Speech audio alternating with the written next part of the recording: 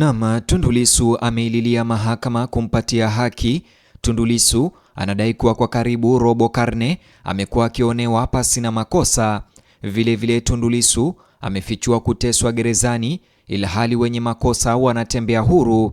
Kesi hiyo imeahirishwa tena, lakini nimekuandalia kila kitu kilichoendelea leo mahakamani kwa dakika 8 pekee. Hakikisha umelike video, subscribe na ubonyeze alama ya notification. Tundu Lissu amepinga vikali ushahidi wa upande wa mashtaka katika kesi ya uhaini leo, akihoji afisa wa polisi sababu ya yeye kushtakiwa kuhusiana na video fulani, wakati wachunguzi walikuwa tayari na ushahidi unaowatambua watu waliorekodi na kuirusha hewani video hiyo. Kwa nini mnanitesa wakati mna ushahidi dhidi ya wale mnaosema wana makosa? Tundu Lissu alihoji hayo wakati wa sehemu ya kesi hiyo leo iliyojaa mvutano, ambapo alikuwa akimhoji kwa kina kamishna msaidizi wa polisi Amin Mahamba, shahidi wa 16 wa upande wa mashtaka katika kesi hiyo. Mvutano huo ulikuwa miongoni mwa matukio muhimu katika shughuli za mahakama siku ya Jumanne katika Mahakama Kuu kituo cha Dar es Salaam, ambapo Tundu Lissu aliendelea kumhoji Amin Mahamba kuhusu uchunguzi wa mashtaka ya uhaini yanayomkabili. Maswali ya Lissu yalijikita zaidi katika madai ya upande wa mashtaka kwamba yeye ndiye aliyehusika na kuchapisha video ya hotuba yake ya kisiasa kwenye chaneli ya YouTube ya Jambo TV. Awali, afisa Amin Mahamba alikuwa ameielezea mahakama kuwa wachunguzi walibaini kuwa Tundu Lissu ndiye aliyechapisha video hiyo, lakini wakati wa kuhojiwa, Lissu alipinga msingi wa hitimisho hilo. Alimuuliza afisa huyo wa polisi kama alikuwa amethibitisha kuwa Tundu Lissu alikuwa mfanyakazi wa Jambo TV. Mahamba alisema hana uhakika. Kisha Tundu Lissu aliuliza kama alijua kama Tundu Lissu alikuwa mpiga picha anayefanya kazi katika kituo hicho cha televisheni. Kwa mara nyingine, shahidi alisema hana uhakika. Pia aliulizwa kama Tundu Lissu alikuwa na uwezo wa kufikia neno siri, yani password, la akaunti ya YouTube ya Jambo TV. Kwa mara nyingine tena, afisa Amin Mahamba alisema hana uhakika. Kisha Tundu Lissu aligeukia maelezo yaliyotolewa na wafanyikazi wa Jambo TV. Alimuuliza shahidi kama alikuwa amesoma maelezo ya shahidi wa upande wa mashtaka. Alimuuliza shahidi kama alikuwa amesoma maelezo ya shahidi wa awali wa upande wa mashtaka aliyetambulika kwa jina la siri P1, ambaye alielezewa kuwa mfanyakazi wa Jambo TV. Mahamba alisema alikuwa ameyasoma. Tundu Lissu alirejelea maelezo ya shahidi huyo kwamba Jambo TV ilikuwa na wafanyikazi katika tukio hilo, ilikuwa na kamera eneo hilo na ilirusha mkutano huo kupitia majukwaa yake yenyewe ya YouTube na Instagram.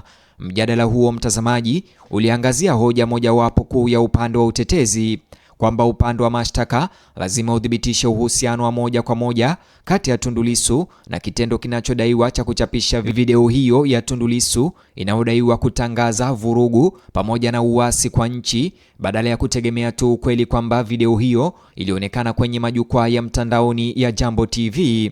Maswali ya upande wa utetezi kwa shahidi pia yalirudia malalamiko ya muda mrefu ya Tundu Lissu kuhusu jinsi alivyoshughulikiwa na polisi.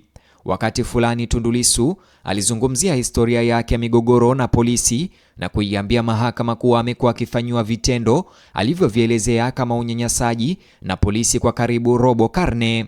Kwa karibu robo karne nimekuwa nikinyanyaswa, Tundu Lissu aliambia mahakama, huku akimuuliza Mahamba maswali kuhusu matukio ya awali yaliyomhusisha. Aliuliza shahidi kuhusu matukio kadhaa ya huko nyuma, lakini Amin Mahamba alijibu mara kwa mara kwamba hakujua au hakuweza kuthibitisha maelezo kuhusu matukio hayo. Hata hivyo, afisa huyo alikiri kufahamu kuwa Lissu alipigwa risasi mwaka 2017. Rejea ya Tundu Lissu kuhusu historia yake ilikuwa sehemu ya jitihada pana ya kumhoji shahidi wa polisi kuhusu historia na uhalali wa uchunguzi dhidi yake. Kisha shauri hilo lilirudi kwenye ushahidi mahususi uliopo mahakamani. Suala jingine muhimu lilikuwa tofauti kati ya ushahidi wa Mahamba mahakamani na maelezo ya maandishi aliyokuwa ametoa awali kwa wachunguzi. Katika kipindi chote cha kuhojiwa kwa shahidi, Tundu Lissu alimkabili mara kwa mara shahidi huyo kwa maelezo ambayo Amin Mahamba aliyataja mahakamani, lakini ambayo kulingana na shahidi mwenyewe hayakuwemo katika maelezo yake ya awali. Katika matukio kadhaa, Amin Mahamba alijibu kwa taarifa hizo hazikuwemo katika maelezo yake ya maandishi. Tundu Lissu pia alihoji kuhusu uchunguzi wa madai ya vitisho dhidi ya mashahidi wa upande wa mashtaka. Polisi walikuwa wameiambia mahakama hapo awali kwamba baadhi ya watu waliotarajiwa kutoa ushahidi dhidi ya Tundu Lissu walilalamikia vitisho kwenye mitandao ya kijamii. Tundu Lissu alipinga ushahidi unaounga mkono madai hayo na kuhoji iwapo maelezo mahususi ya vitisho hivyo yalikuwa yameandikwa na kuhifadhiwa ipasavyo. Maswali hayo pia yaligusia ushiriki wa ofisi ya mkurugenzi wa mashtaka DPP na taasisi nyingine za usalama katika uchunguzi huo. Amin Mahamba alisema ofisi ya DPP ilikuwa imetaarifiwa, lakini baadhi ya maelezo aliyotoa kuhusu ushiriki huo hayakuwemo katika maelezo yake ya maandishi. Tundu Lissu pia alihoji iwapo viongozi wa ngazi za juu serikalini na taasisi za usalama walihusika katika kuratibu uchunguzi huo. Shahidi alikiri kuwa baadhi ya taasisi hizo hazikuhusishwa. Upande wa utetezi pia ulipinga tafsiri ya polisi kuhusu kauli za kisiasa za Lissu, hasa zile zinazohusu uchaguzi wa serikali za mitaa wa mwaka 2024 na uwezekano wa kuvuruga mchakato wa uchaguzi. Lissu alihoji iwapo maneno mahususi yaliyodaiwa kusemwa naye yalitosheleza kuunda kosa la jinai linalodaiwa katika kesi hiyo ya uhaini. Pia alihoji iwapo haki za kikatiba ikiwemo uhuru wa kujieleza na ushiriki wa kisiasa zilizingatiwa ipasavyo wakati wa uchunguzi. Shahidi alikiri kuwa baadhi ya haki hizo za kikatiba hazikuandikwa mahususi katika maelezo yake. Kwa Tundu Lissu, umuhimu wa shughuli za siku hiyo ulikuwa mkubwa zaidi kuliko maswali mahususi yaliyoulizwa. Hatua yake ya kuwahoji mashahidi wa upande wa mashtaka imejikita zaidi katika kubaini iwapo kesi ya upande wa mashtaka inaungwa mkono na rekodi halisi za uchunguzi na iwapo hitimisho lililotolewa na polisi linaweza kuhusishwa na ushahidi wa moja kwa moja.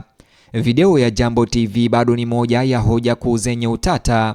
Upande wa mashtaka unasisitiza kuwa kauli za Lissu zilikuwa sehemu ya ushahidi unaounga mkono mashtaka dhidi yake. Hata hivyo, Lissu anapinga kuwepo kwa uhusiano kati yake na uchapishaji wa video hiyo, hasa baada ya shahidi wa polisi kukiri kuwa wafanyikazi wa Jambo TV walihusika katika kurekodi na kurusha mtandaoni tukio hilo. Hatimaye kikao cha mahakama kiliweza kuahirishwa mara moja na majaji, huku shughuli za kesi hiyo zikiahirishwa ama zikitarajiwa kuendelea siku ya Jumatano kesho, tarehe 12 Agosti mwaka huu 2026. Tundu Lissu anatarajiwa kuendelea na mahojiano yake na ACP Amin Mahamba wakati mahakama itakaporejea tena kesho. Kisha upande wa mashtaka utakuwa na fursa ya kujibu masuala yaliyotolewa wakati wa kuhojiwa kwa upande wa utetezi. Kwa sasa, moja ya maswali makubwa yanayoibuka kwenye shauri hilo ni iwapo upande wa mashtaka unaweza kuweka wazi mlolongo wa ushahidi unaomhusisha Tundu Lissu binafsi na uchapishaji unaodaiwa na mwenendo mwingine unaounda msingi wa kesi ya uhaini. Na wakati Lissu akiendelea kupinga uchunguzi wa polisi hatua kwa hatua, mahakama inaombwa kubaini iwapo ushahidi uliotolewa dhidi yake unatosha kuunga mkono tuhuma nzito zinazomkabili.